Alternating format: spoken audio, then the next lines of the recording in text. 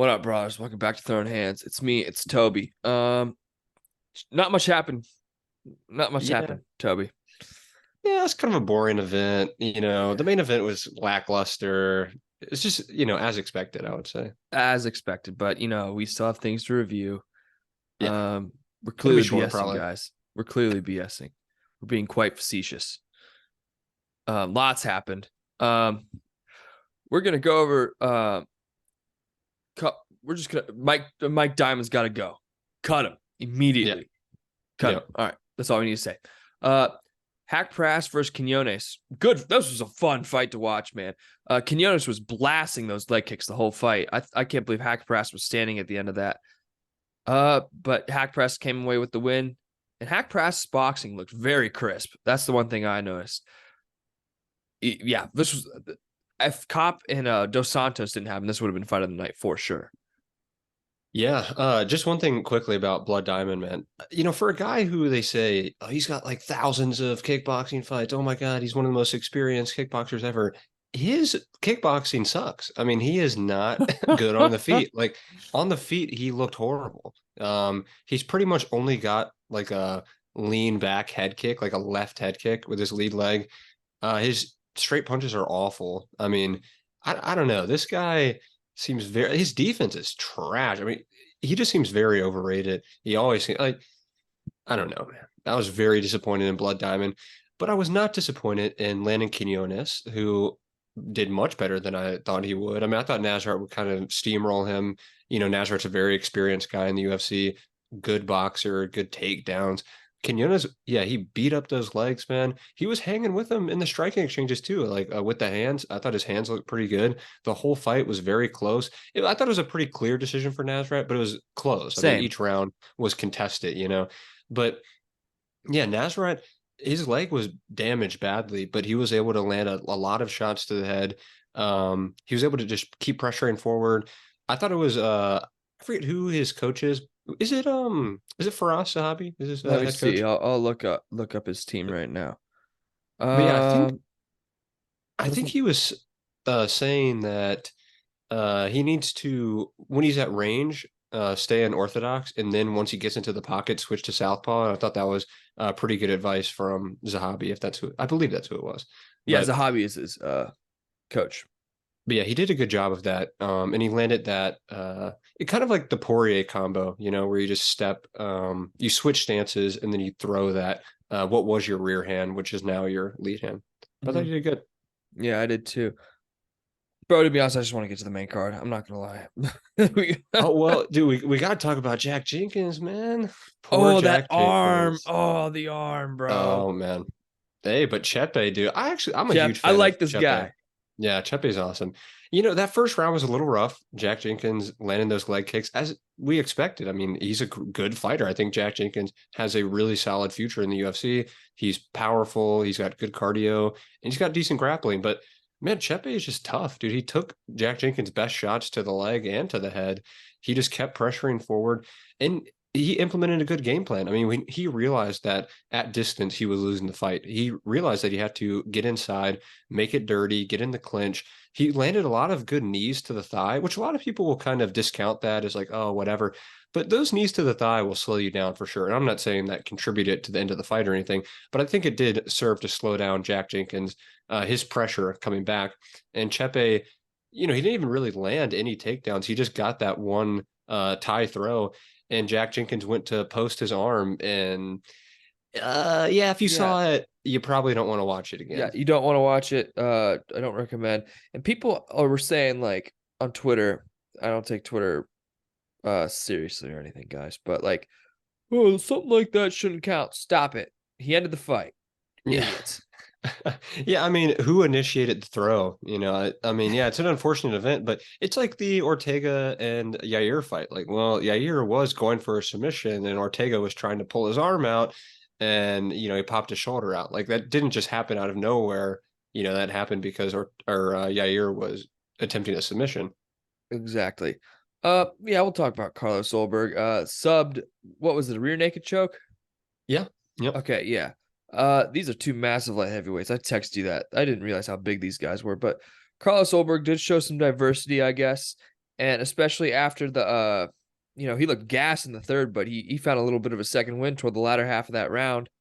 Took Jung down and got the job done. He looked, as much as I don't like, well, as a person, I have no problem with him. As a fighter, I think he's completely overrated. And that's not his fault. But he looked pretty good. I'll give him that. He looked pretty good. Yeah, I think Goldberg on the feet, he actually looked a lot worse than I expected him to look. And I think he is similar to Izzy in some ways, where he's a little bit one dimensional. He has a few strikes that he can land really well, but outside of that, he just doesn't adapt much in the fight. He lands like a really nice left hook often, and he'll double up the same side where he goes with the jab and then the left hook, which is nice. I mean, I like that combination. I like when guys double up on one side of the body, but yeah, I mean, he wasn't really landing anything too significant. He landed a few good left hooks on Jung here. They weren't full power, but they still kind of busted up the face of Jung. But, Jung was hanging in there. Alberg could do very well to throw that right straight more, throw the leg kick more. I mean, he could do great with some knees. He's a very tall guy. I think he would do great throwing some knees. But yeah, I mean, I was impressed at the end, though, because I did think he was gassing as well. He looked like he probably was gassing. And then, yeah, he found a second win. He was able to reverse position, get a takedown of his own, and submit him with like 10 seconds left. So that's impressive. Jung is not a terrible fighter. He's pretty decent. And yes, these are huge guys. Jung has an interesting build. He's like, I don't know. He stands like very straight up. He stands like this. It's kind of Yeah. odd, but he's a All big right. guy. Sorry, guys. Munching on some seeds. All right. Tyson Pedro versus Anton Turkalj. That was a brutal knockout. Ref stepped in just in time so Turkalj couldn't get decimated, but that was brutal. Tyson Pedro looked great. There's not much to talk about as this fight was only 2 minutes. But yeah, shout out to Tyson Pedro, man. Maybe this is the start of a good streak for him, because Turkalj is not a bum. The two people whom he's lost to are Jailton Gelton. Almeida Yeah. and Vitor Vitor Petrino, who hits like Yeah. a rock. So Yeah. I mean, Turkalj had a pretty tough go at it for his first 3 fights. I hope he doesn't get cut, but that's probably the next step. Yeah. Unfortunately for Tyson Pedro, I mean, this is kind of the trap that I feel like we always fall into with Tyson Pedro, where he gets like a nice first round knockout, and we're like, man, this guy looks really good. But it's like, is he that good, or is he just really good in the first round? And then as soon as it gets outside of the first round, he drops off a cliff harder than almost anybody. I mean, Tyson Pedro has power. He's quick. He can find his shots well. Don't get me wrong, he's a decent fighter, but I've just never been super impressed with his all-around skill set. I think that his takedown defense is lacking. I think that his cardio is definitely lacking. I think he has a lot of improvements to make. I don't know. Maybe he is making a lot of improvements. It's just hard to say because we only saw 2 minutes of this fight. And Turkalj, I respect him. I think he's pretty good. I thought he looked not very good in this fight. I don't really know what his game plan was, just to like walk forward and absorb a bunch of huge shots. I mean, obviously, he didn't plan on doing that, but yeah, I mean, I don't know. I thought he could have shot some takedowns, maybe worked around the outside for a little bit longer than he did before just like recklessly coming in. Kind of like the next fight. Yeah, really. Justin Taffa versus Austin Lame. I don't know. Geez, I'm clicking the wrong place today. Good Lord. I don't know what Austin Lane was thinking. Taffa sent him to another dimension. Those 2 ground and pound punches were absolutely brutal that he landed. This is how I expected the fight to go, to be completely honest. There's no surprises here for me. No, I wasn't surprised at all either. I figured this is probably what would happen. I think there were some people out there saying like, oh, well, if Lane can do what he did for 20 seconds, okay, yeah, that's a pretty tall task. For 20 seconds of a fight, he looked decent. And you're going to say, oh, he's going to do that for 15 minutes against an extremely hard puncher. Now, Taffa, not the most skilled guy either. I mean, Taffa is a good fighter. I mean, he's got a lot of power. He's a decent kickboxer, but he is, again, very one-dimensional. He can be taken down. He can be knocked out too. I mean, I think one of his first fights in the UFC that I remember was Jorgen De Castro, where he got Mm-hmm. slapped badly in that fight. But, I mean, he has a one-punch knockout power, and it's carried him for quite a while. He's on a good 3-fight win streak with the exception of the no contest. So, I mean, yeah, he's decent. Austin Lane, I thought it was a not great game plan. He should have stayed on the outside. Instead, he just bum rush forward. I do think I was listening to Jack Slack this morning. He was talking about, I think Tafa threw maybe like a kick or like a side kick to Austin Lane's leg. And I guess after that, I have to watch the fight back, but I think after that, he kind of rushed in. I don't know. Maybe it was something in his leg that felt weird. Maybe he just felt like, he needed to get it back, but he definitely rushed in recklessly, and he got caught, as everyone kind of expected would happen if he did that. I mean, he's accurate. He's powerful and he's accurate. He's not the most skilled guy, but he's got that going. So, Yep. and that'll Can't take say you pretty more. far at heavyweight. I mean, a Yeah. lot of heavyweights are not the most skilled technically. So, No, I mean, if we look at the heavyweight division, I mean, we'll talk about the heavyweight division more in a couple minutes, actually. Manel Kopp looked phenomenal against Dos Santos, and Felipe Dos Santos is legit in this division, guys. And I think Manel Kopp could fight for the title tomorrow and win. I'm legit about that. Manel Kopp's counter striking is something to behold, fellas. And it's not just, a good shot. He lands hard when he counters. And his defense looked phenomenal. He rolled with everything, and he never really got hit clean. And Dos Santos, there's only 15 total strikes that separate these two. But it honestly feels like, yes, Dos Santos did throw more strikes. He landed 33% of his strikes compared to Manel Kopp's 62. Manel Kopp just knows how to get out of the way and roll with everything. So shout out to Manel Kopp, man. He looked phenomenal. Shout out to Dos Santos. This is a tough fight to take on short notice, and he came up and he showed out, and he got the bonus. So, you'll see his name in the top 15 probably, or he's not going to be fighting unranked flyweights, I don't think. But great fight for both of these guys, and Manel Kopp looked phenomenal. Yeah, this was great. yeah, I thought it was impressive from both guys. It's a tough fight to take on both sides. I mean, if you're Manel Kopp, you're fighting an unranked guy who is out of the Chutabak camp. He's dangerous. You're a huge, like minus 400 favorite.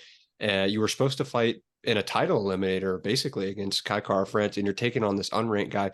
It's a tough fight to take, but Manel Kopp, I thought he looked very good in this fight. There were a few moments where I thought Dos Santos, it was a bit sketchy. Kopp stayed in the pocket a little bit too long, maybe. But yeah, he's very evasive. He's got good defensive head movement. He's got really sharp counters. And even at the end, we saw that he was able to get a takedown of his own, and he was able to stuff quite a few takedowns from Felipe Dos Santos. But yeah, I agree 100%. I think Dos Santos is legit. He's very young. I mean, he's only, like 22, 23 years old. So Let's take a look. I think that in a few years' time, maybe even like later 22. this year. Good Lord. Yeah. I mean, maybe even later this year, start of next year, he's going to have a ranking or at least be fighting ranked opponents. And I think he deserves that. I mean, he showed up, gave a great account of himself against a very legit fighter in the flyweight division. A very, very skilled. I mean, these guys are very high level fighters. Flyweight, one of my favorite divisions. Honestly, my favorite two divisions are probably bantamweight and flyweight. I just think the skill difference between them and the rest of the divisions is pretty wide. But yeah, Felipe Dos Santos, tough guy, man. You love to see it. These shoot the box guys, they all kind of fight the same. It is weird, actually, how similar their fighting styles are, but it works, man. I mean, there's a lot of techniques that I really love, like that crane kick to the body. I really enjoy it when they do that. They throw a lot of like flashy spinning techniques, but with a purpose as well. Yeah, a lot of elbows, elbows and knees in tight, like really good knees to the body. So I thought he looked great. I just think he faced a, legit world title contender. So, Yep. I hope Volkov got some money out back, because this was a great performance by him. This basically proved to me that he's still very much a legit contender in this division when it comes to top 5 guys. I think he could be top 5 guys. But Tai Tuivasa, I don't know, man. Um, we all love him. You can't hate the guy. Um, but Volkov simply outclassed him here, man. And if that first round bell hadn't ended the round, he would have gotten Tai Tuivasa out of there then, I think. He picked him apart at every part of the game. And when the fight got to the ground, oh well. And first off, a Volkov Ezekiel choke, that's the last guy in the not the last guy, but he's one of the last people I'd think of getting an Ezekiel choke. And that was very sneaky, and I recognize that pretty quickly. But we'll talk about Laura Sanko after this review. But she noticed that immediately too, before DC even did. Volkov, I think he's a really great fighter, and he's riding 2 or 3 fight win streak right now, I think. Yeah, 3-fight win streak. Yeah, Rosenstruik, Romanov, and this. So, shout out to Volkov, man. I mean, he's been in this division forever. And, I don't know who he fights next, because he should fight up, but I don't know who. Winner of Almeida and Blades, that's how I see it. Yeah, I think Volkov is we were just talking about, a lot of heavyweights are not the most skilled fighters. I think Volkov is legitimately technically skilled fighter. I think he is one of the more skilled fighters in the whole division, and he's had really good runs. I mean, he was beating the brakes off of Derek Lewis. He hurt him to the body multiple times, and he got caught. It happens when you fight Derek Lewis. That kind of derailed him then. He's been caught a few other times, not necessarily knocked out like that, but just things didn't go his way. In this fight, everything went his way. I mean, he dominated Tai Tuivasa from start to finish. There weren't even really moments where I was concerned for him. In Tai Tuivasa, yeah, he was swinging some big wild hooks, some big overhands. Nothing that was coming close to landing. Nothing that I was like, oh man, this is sketchy for Volkov. The leg kicks, Tai landed a few leg kicks, but a lot of them were checked by Volkov as well. I mean, he did a great job of checking leg kicks too. So, I mean, this whole fight, he just looked so sharp. And for Tuivasa, it's a rough one, man, because these last 3 fights, I mean, talk about brutal. You're taking huge shots from Cyril Gane, from Sergey Pavlovich, from Alexander Volkov. These are big guys. They're destroying his face. I mean, look at his face after this fight, after the Pavlovich fight, after the Gane fight.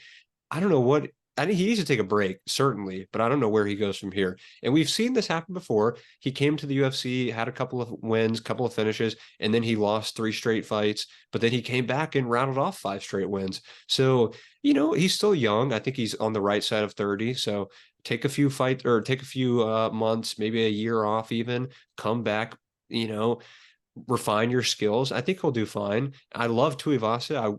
I was hoping that he would pull something off at home, but I knew, I mean, I had definitely thought Volkov was going to win this fight. Yeah. I definitely agree he should fight up after this. He deserves it. He spent a lot of his career fighting down for sure, against lower ranked guys. So, and yeah, the Ezekiel choke, man, I almost forgot to mention, like, that is pretty incredible.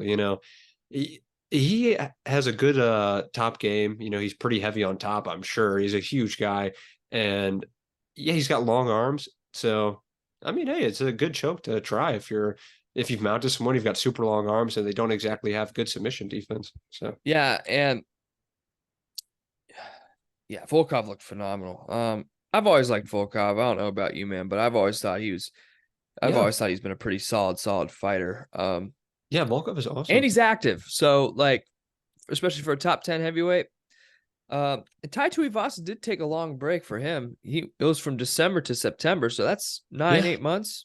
Yeah. I think he's just got to find a team with a lot of talent around him. Yep. So, we'll see what happens. But man, I've been waiting to talk about this since the fight ended, bro. Sean Strickland is the new UFC middleweight champion, and you and I rewatched our episode, this segment from our episode on Friday. You and I both said we don't really know how this fight's going to go. But I damn well sure wouldn't have predicted that Sean Strickland would win a fight against Israel Adesanya by decision. That's the last thing I expected. I expected him to either catch Adesanya or submit him. I'm like, he's not going to be able to win a decision against Adesanya. But damn it, he did it.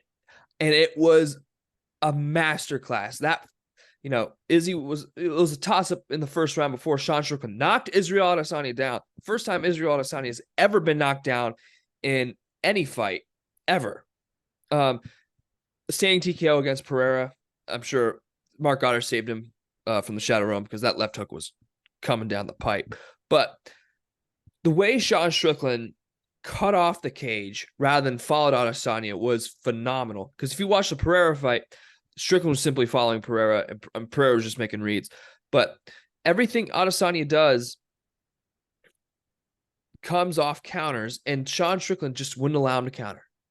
Impossible, because people are saying Izzy was off. He wasn't off. Sean Strickland just negated his game and didn't allow him to counter because he kept his, and Adesanya's back being up against the cage, being pressured, that made it hard for Adesanya to do anything.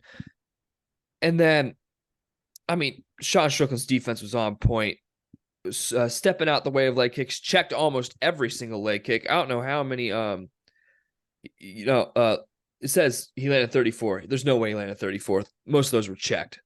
You can't really count those. I think there's one overhand right in the second round that Adesanya landed to Sean Strickland's head. That was it. And I don't know, man. What were your thoughts? I was in shock when the belt was wrapped around Sean Strickland's waist. Yeah, I think this is the performance of a lifetime for Sean Strickland. This is certainly the best and most important performance of his career. I thought he had a very good game plan. I thought he just looked fantastic, man. I definitely underrated him. I did not give him a chance. And, I did kind of throw in some caveats of like, well, this could happen and we don't know. But I was leaning on Adesanya heavily, and I'm not going to pretend otherwise. Same. I definitely discounted Sean Strickland. Now, do I think that he is going to hold the belt for a long time? Is he like the most skilled guy? Probably not. Probably not. But I don't want to take anything away from him. There are so many things that he did very well in this fight. Like you mentioned, the leg kicks, checking all those leg kicks. Now, if you look at it says 94 total strikes for Adesanya. Israel Adesanya did not land 94 total strikes. He landed maybe 40, 45th. They weren't even that clean. Like I said, there's one overhand right. That's it. Yeah, exactly. A lot of the strikes that are counted were landing on the arms. If they were a body kick, it hit off Strickland's arms. If it was a jab or a straight punch, Strickland rolled with it or he parried it. If it was a leg kick, it was checked. Every level where Adesanya was targeting him, Strickland was able to avoid it. And the craziest part about Sean Strickland to me is that this guy has essentially no footwork. He just walks, like he's literally just walking forward, like in a standard walking motion, which would any boxing coach, any MMA coach, they'll tell you, don't do that. You don't want to be that flat footed. You don't want to have that type of stance. You want to be more bladed, but it works for him. It worked perfectly. Like I said, he pushed Adesanya right up against the cage and never let him off. And Izzy, a huge part of his game, actually pretty much all of his game is based off of getting that jab going. And he was never able to, I don't even know how many jabs he landed, probably not even like 10 clean jabs. So Strickland was able to negate like the primary focus of Izzy's game. He, in the shot that he landed, it was perfect too. Think about all the huge power punchers, all the guys that Izzy has faced, from Romero to Costa to Pereira, all these guys who rarely have Cannonier. These guys rarely ever caught him. Nobody has ever knocked him down in the UFC before. And Strickland knocked him down, not even with some huge punch. He wasn't loading up. Izzy was back up against the cage. He was like, all right, I'm going to lean back, throw this left hook as he's coming in. And it was a perfect right straight that came inside of the left hook, knocked him down.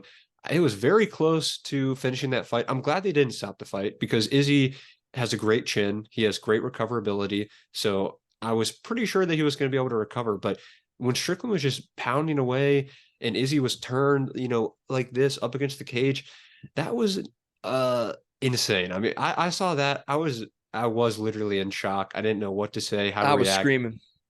It was crazy, man. Sean Strickland, like I said, performance of a lifetime. I did see Dana White saying like, well, Izzy just didn't seem like he was on. He didn't get started. Yeah, he didn't get started because Sean Strickland never let him get started. Sean No. Strickland, his defense was impeccable. His forward pressure was phenomenal. It was a great performance.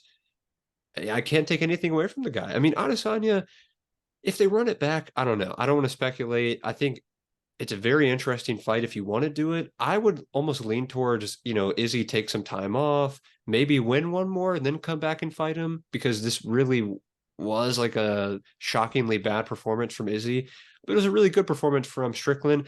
It's intriguing now, they could do the DuPlessis fight with Strickland. I mean, I know they wanted to do it with Izzy, but I think it's still fun to do it with Strickland. So I don't know. I mean, it seems like the UFC wants to do the immediate rematch, but I mean, look, just objectively, and I love Izzy. I'm a huge fan of Israel Adesanya. The guy has lost 2 out of his last 3 fights. And yeah, he won that belt back against Pereira. He got a big knockout, but he had his dominant run, but it ended with Pereira. He won it back and now it's ended again. It's like, does he deserve the immediate rematch? I'm not sure. No, I think here's my thing. This could have been Dracus Duplessis fight. He didn't take any damage in that Whitaker fight. And Yeah. I truly believe he should have fought that fight. This He fight could, this fight yeah. on September 9th. But he chose not to. And as Dana has said with Marab, there's punishment for that. Here's what I think should happen. I think Sean Strickland should sit pretty for a while. And I think Adesanya and DDP should fight for a title shot. I think that's what should happen. DDP wants to fight Adesanya. Adesanya wants to fight DDP. So make that fight happen. Put it in Africa, of course. Fight night. Let's just do it that way. Costa and Shemaev are fighting, and from the looks of it, it's going to be a title eliminator. We'll see what happens, man. I just don't. Holy crap! Sean Strickland's the champ, man. It doesn't, Yeah. and like when he was jawing at Adesanya, like at the end of that fight, I got amped. Yeah. Like that's not how I expected it to end. And like I know Yeah. I'm saying like a lot. I don't know why. I typically don't do that, but dude, holy crap. And people are like, oh, I knew it. No, you didn't. You did not. Oh, no, you didn't. Sean Strickland was not meant to win like this. No. But he came with the game plan. He executed. Well, the game plan was to grapple. We didn't even mention that Nixick was like, "Hey, let's throw in a takedown." Didn't shoot one takedown. Yeah. Um, Oh, I forgot to mention one thing that also really impressed me from this fight, and I was talking about it with the Shoot Bucks guys. I forgot to mention their teeps. They're really good at throwing teeps, just little front kicks to the body. Sean Strickland, his teeps in this fight were insane. I it mean, was like a people, jab. That's how what I was yeah, thinking of it as. people look at a teep, especially with the lead leg, which was what he was doing, just that little poke to the body, and people think like, well, that's not really going to do much damage. The point isn't exactly to do a ton of damage. The point is to disrupt someone's rhythm. And if you look at a guy like Adesanya, his entire style is based on getting into a flow, a rhythm. You hear people talk about this, especially John Anik, which I love on commentary, always talks about a flow state in fighting, which is very true. You can get into this state where you're flowing from one technique to the next. And Adesanya, if you watch any of his fights, thrives on that. And every time he would try to get into that flow state, Strickland, boom, poke to the body, jab to the head. He was always interrupting Adesanya. He was always going first. He never let Adesanya set anything up. And it was able to, Adesanya does very well moving laterally, going side to side. He fakes one way, goes the other way. Strickland was able to negate a lot of that just by pushing him up against the cage and then just kicking him right in the body with that little teep. I thought that was beautiful. I don't know, Strickland, I think he's done that in a lot of his other fights, if I remember correctly. Maybe that's just a technique that he uses often. I'm not sure if that was part of the game plan specifically, but I thought it was a really smart move from Sean Strickland. Yeah, I forgot to mention that team too. It's such a simple game, Strickland. It was such a simple game but he just did it to perfection. I mean, it was like I don't know. He didn't do anything fancy, no No, overcommitting, no huge shots, just it, little straight punches, teeps, and he got it done. And this was as fancy as Israel Adesanya has gotten in a fight in a long time. He threw more question mark kicks in this fight than I've ever seen him throw. You know, he did a couple spinning back kicks, I'm pretty sure too, but you know, Strickland forced him to get out of his comfort zone. And when you put Adesanya on the back foot, you know, he can't do what he usually does. Man, it, and you know, the only round Izzy won was round 2. And you and I were talking about this. Nick Sick was saying optics, optics, optics. Izzy outstruck Strickland in round 3, but Strickland just simply landed the hardest shots. And Sean Strickland didn't have a bruise on him. And Izzy looked pretty beat up at the end of that fight, man. Yeah. And Sean outlanded almost doubled the strikes landed in round 4 and in round 5. Yeah. Master, guys, I think this is the biggest upset in UFC history in that. So we see Matt Serra, right? He knocked GSP out. Any of these guys can knock each other out on any given day. Juliana Pena rocked Amanda Nunes and choked her out. And those odds, I think it was like 1,200 to minus 1,200 in favor of Amanda Nunes in that fight. Mm-hmm. Sean Strickland was not. If Pena had beaten Nunes by decision, okay, great. That's a great. And then, you know, Pena proved, Nunes proved it was a fluke as the GSP. Sean Strickland won this fight over the course of 25 minutes. I mean, if he had knocked him out, Izzy out in the first round, people would be saying it's a fluke. This was not a fluke, guys. This was a masterclass through and through for 25 minutes. You could argue he won 5-0 too. You could argue that. But the judges got it perfect, 4-1 in favor of Sean Strickland. Masterclass of performance. I'll be damned if we see anything like this again. I will be damned. This was amazing. Yeah, definitely shout out to the judges on this one. I actually thought they did pretty decent the whole night. They did. You know, I was leaning towards McDessie in the McDessie and Malarkey fight. I thought he did just enough, but it was close. I mean, it was very close. So I'm not shocked that Malarkey got it in that one. But yeah, definitely this was a pretty clear 4-1 in my opinion. And you know, I'm glad there was no like wonky like Izzy 3-2, you know, because I know Izzy kind of a home, like it was in Australia, but New Zealand and Australia are fairly close. But yeah, so I thought the judges got it right on this one. And I saw people making comparisons like Weidman and Silva or Bisping and Rockhold, which is like, yeah, sort of, you know, I get that it's all in the middleweight division. The fight that you want to compare this to, at least I think of when I watch this fight, is Cody Garbrandt versus Dominic Cruz. Yes, like good one. That is the perfect fight to compare this to because in many ways, it was so similar. You look at Dominic Cruz, his entire game is built off of footwork, evasive movements, you know, leaping in with shots that you don't even expect coming. And Cody Garbrandt did that exact same thing to Dominic Cruz, beat him at his own game, had better footwork that night, landed the better shots, leaping in, you know, even had wrestling. I mean, it was a perfect performance. You look at Sean Strickland, I'm not saying that Izzy does as much hand fighting or stands just straight up or things like that, but it was similar in the way that Strickland beat him on the feet and did a lot of, you know, similar landing that jab, you know, landing the front kick, the teep. So yeah, I thought just like start to finish domination is my point, really. So if you're going to compare it to anything, I would definitely compare it to Garbrandt and Cruz. Now, I'm not like a huge fan of Sean Strickland. I don't really dislike him too much either. I'm kind of indifferent on Strickland. I do hope that he doesn't go down the path of Cody Garbrandt because we all know what happened after Garbrandt won that fight, and it was not a great run. That you know, it's not a great run that he's been on. So I'm hoping Strickland doesn't just fall off a cliff after this. But man, and I'm taking down the stats, but this couldn't have happened to a better guy. In the sense that with what Sean, if you don't know Sean Strickland's story, guys, look it up. It's he basically he discusses on Joe Rogan and he discussed on MMA Hour a couple years ago. It's one of the most sad things. No child should have to go through 0.1% of what this guy's been through. Like this, he went through so much, man. And in the press conference, he was like, "Yeah, it was cool for a few minutes, but it's back to normal." But man, this guy,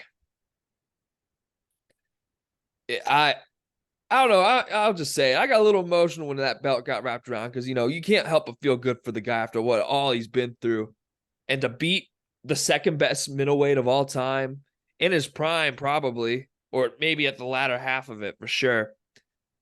Phenomenal, and you can't help but feel good for the guy. And Sean Strickland's like, he's like, if it wasn't for MMA, I'd probably be dealing meth out of trailer. I'm pretty sure he said something along those lines, or he'd be like committing a violent crime. So, Yeah. this dude, he deserves it, man. And with how much work he puts into the sport, shoot, dude, I don't even know what to say. Just he deserved it, man. He earned that. Yeah, Strickland, he's an interesting guy, man, because it seemed like you said, he almost like he was satisfied, he was happy, obviously, that he won the belt. And then in the post-fight press conference, it was kind of like, yeah, like I'm a champion, whatever. I just want to go back to fighting now. It's like this guy really does. When you hear about he spars all the time, this guy's always in wars in the gym. He's I insane. I think he really he like a lot of guys say I love to fight, but a lot of guys do it for the money, they do it for the fame, they do it for the accolades, whatever. I think Sean Strickland legitimately just loves fighting. He loves getting punched. He loves punching people. This guy, he's a wild man. He probably enjoys fighting in the gym more than he does in front of an arena Yeah. full of people. I mean, he Even fought in the Apex like yeah. 8 times. He even said in the press conferences, like, I just do this to fund my hobby. This is all I Yeah. do it for. I just do Yeah, this to fund my hobby. exactly. Exactly. Dang, man. Sean Strickland is the new middleweight champ. Oh my gosh. Yeah. That is insane. That blows my mind. It's still. It's one of the biggest upsets ever. I mean, for sure. Like odds wise, it's not quite. There have been like several bigger upsets, but in terms of just the consensus around this fight, who people thought was going to win, the stylistic matchup, all the breakdowns that you saw, like it seemed very, very unlikely. And if you look at Sean Strickland's path to the title too, I mean, he gets KO'd brutally by Alex Pereira. He had lost a close decision to Cannonier, and then he had bounced back, and he beat Abus. I mean, he even on a streak, or did he just win the Abus fight? He I think won he the was. Imama fight. Oh yeah, yeah. Okay, that was an impressive performance. That was a good win, Yeah, that was a good win for sure. But yeah, especially so on like 3 days' notice. yeah, really short notice. And Amavo's a tough guy for sure. Yeah, he was on like just a little 2-fight win streak after being knocked out. The Abus had never fought in the UFC before, so it was just very, very improbable for him to get this done. But he got it done, man. And the thing is, they wanted to book Yuri and Pereira for this card. Yeah, That'll probably happen in December. That's my guess. yeah, And DDP wasn't ready, which is insane. Like you're in fight DDP, you're in fight shape, man. It's 2 months. You don't even have to go through another. You're just right back in it. You didn't take any damage against Whitaker, but yeah. Strickland, he's the thing with him is he's always game. He's a company man. He doesn't care who they put in front of him as long as he gets paid. And now Yeah, he's the champ. maybe even, I mean, I think he would do it even if he didn't get paid that much. Even if they gave him like a much smaller check, he'd be like, yeah, I Or guess. like a food voucher at the concession stand after Yeah, the fight. or something. Yeah. But honestly, now that I'm thinking about it, I'm almost more intrigued by the DDP and Strickland fight than I am with DDP and Adesanya, because talk about weird styles, man. Strickland and DDP is like the battle of the weirdest MMA styles. And both guys have found immense success. Like you look at DDP versus Whitaker. Who thought? Neither of us thought that DDP would beat Whitaker, goes out and No. dismantles him. You look at Strickland versus Adesanya. Nobody thought he was going to win. Dismantles Adesanya. Both of them have very odd styles, and both of them have found incredible success using it. So, and you'd mentioned earlier too about Adesanya and DDP fighting as a like title eliminator. I just don't see the UFC doing that fight unless it's headlining a pay-per-view. I think they want it to be for a title, like a legit title. I think they want it to headline a pay-per-view, and probably, yeah, in Africa, I'm sure. But Yeah, I'm just not sure they would do that on a fight night, or they would even do it as like a co-main or like an intro. I think they wanted to do for like an undisputed title, probably. Yeah. Yeah, Unfortunately, I just don't think DDP should. If you deny title shots, it's not like like I said, DDP didn't take massive damage. He wasn't knocked down or anything. no, No, you shouldn't get the shot. But yeah, wow, wow. I can't even say it. and Uh, it's interesting too. I'm not sure what your thoughts are about this, but I have heard some people talking about maybe Adesanya's schedule kind of caught up to him a bit. I mean, that's one thing. Look, you can hate Izzy, anybody out there. You can dislike his personality. This guy was active. He was a yeah, very, very active champion. He fought pretty much every like 4, 5, 6 months, and not many champions do that. I'm sure he fought through injuries at many points. I'm sure there were times where he didn't want to go out there, and he still did, and he still won. So got to respect him for that. I'm not sure if it's really the schedule that caught up to him. I think he just really ran into a bad stylistic matchup, which I thought would be actually a favorable stylistic matchup, but Strickland just outclassed yeah. him. So I'm not That's really sure it's the schedule.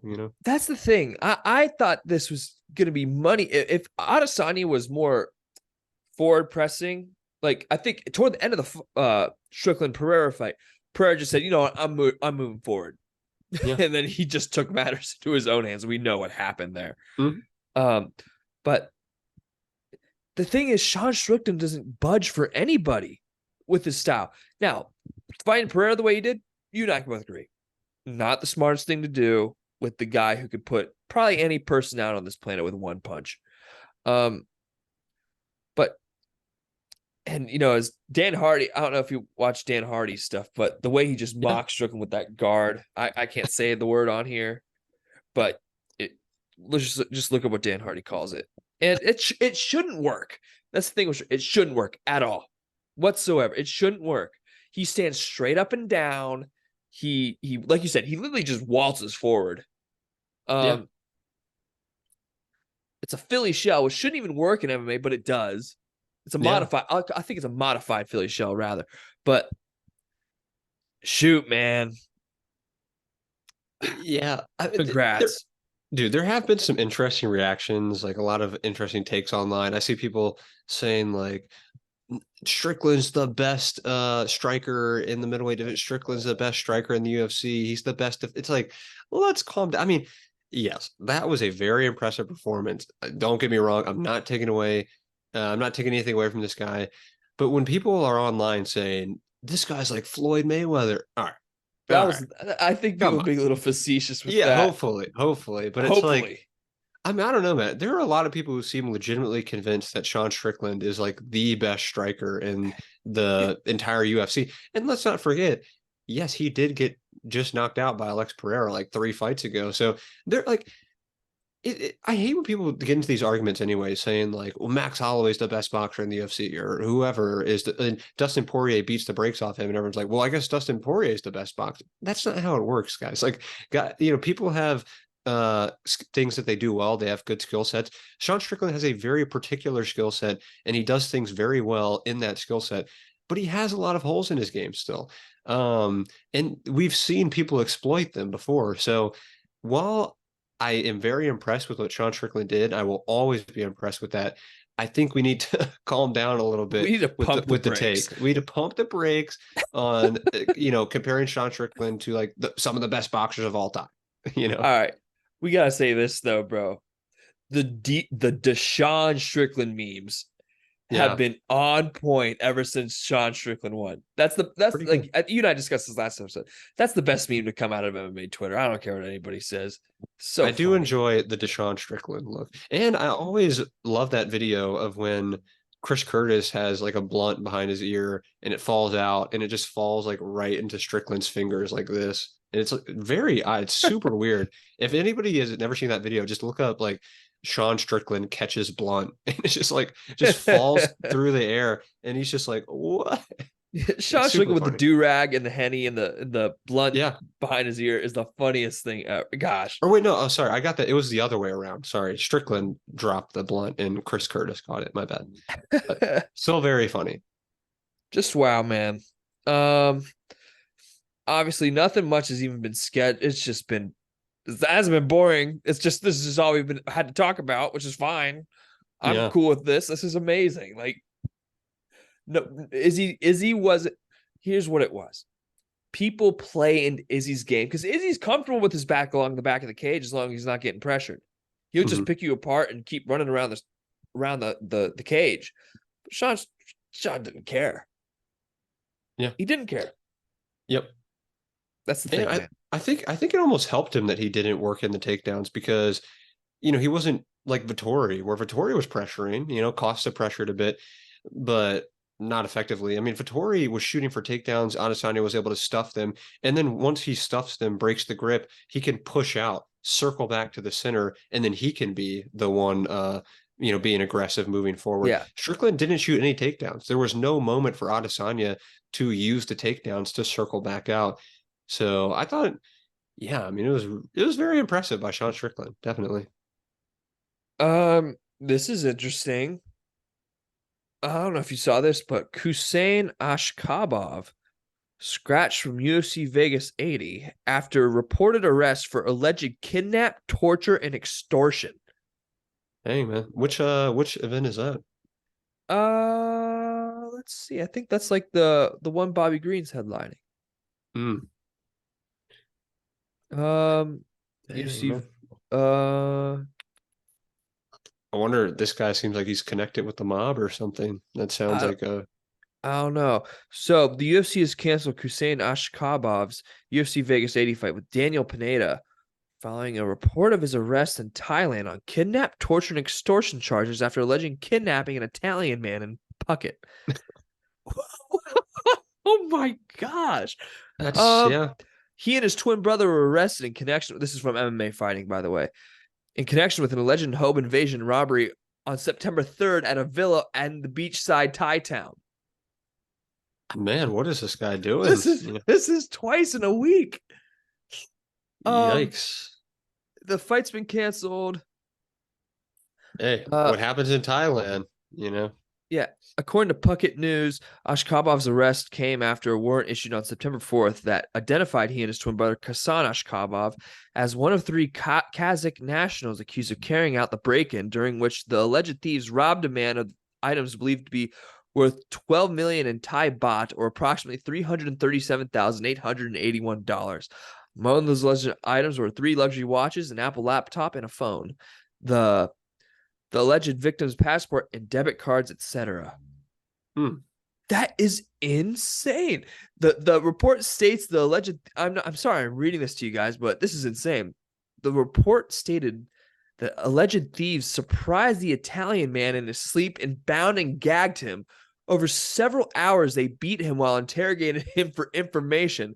Another unknown individual allegedly tipped them off about the valuables and spoke to the thieves during the robbery. What the hell? Jeez. Crazy stuff, guys. But anyway, uh, yeah, that's an interesting way to end it, and I think that's just how I'm gonna end it. But so thanks for tuning in. Sean Strickland's the new UFC middleweight champ. We'll see you guys later. Peace.